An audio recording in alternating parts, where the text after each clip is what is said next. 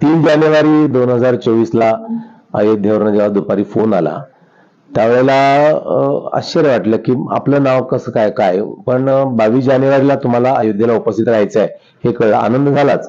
पण त्याच्याही पुढे 22 जानेवारीला प्रभू रामचंद्राच्या त्या प्राणप्रतिष्ठेच्या कार्यक्रमामध्ये जे 11 जोडपी देशभरातून निवडलेली आहेत त्यात आमची निवड झाली आहे हे कळल्यानंतर खूप आनंद झाला.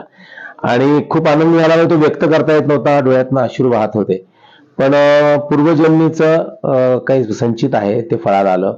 आई वडिलांचे आशीर्वाद पुन्हा एकदा ते आम्हाला प्राप्त झाले. समाजाचे आशीर्वाद आहेत, सगळ्यांच्या शुभेच्छा आहेत, कामना आहेत, या सगळ्या गोष्टी आम्हाला मिळाल्या. 3 जानेवारी पासूनच आमच्या घरामध्ये ही दिवाळी साजरी होते. खरं तर 6 डिसेंबर 1992 ज्या दिवशी गीता जयंती होती आणि त्या दिवशी ते तिन्ही ढाचे पडले आणि त्या ठिकाणी पडले म्हणजे पाडले हिंदू समाजाने. आणि ते दाचे पडल्यानंतर त्या ठिकाणी प्रभू रामचंद्राचं छोटंसं का होईना, मोडकं तोडकं का होईना, त्या तंबूमध्ये रामललाचं मूर्ती विराजमान झाली.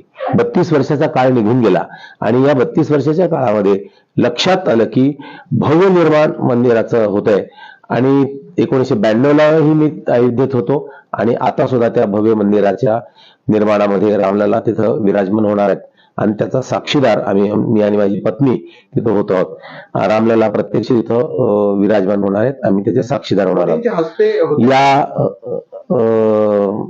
कार्यक्रमाला भारताचे पंतप्रधान नरेंद्र मोदी, राष्ट्रीय स्वयंसेवक संघाचे सरसंघचालक मोहनजी भागवत, उत्तर प्रदेशचे मुख्यमंत्री योगी आदित्यनाथ आणि अशी सगळी मंडळी ही उपस्थित राहणार आहेत.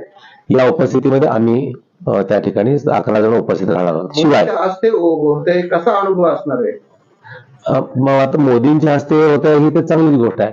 जगाच्या दृष्टीने मोदींच्याच हस्ते होते असं नाहीये. हे 5-6 जण तिथं प्रत्यक्षात उपस्थित राहून ते सर्वजण त्याची प्राणप्रतिष्ठा होणार. नरेंद्र मोदी भारताचं प्रतिनिधित्व करतात, जगाला विश्वास देणारी व्यक्तिमत्व आहे म्हणून त्यांचं नाव होतं. पण साधू संतांच्या उपस्थितीमध्ये रामललांची मूर्ती तिथे प्राणप्रतिष्ठा होणार आहे.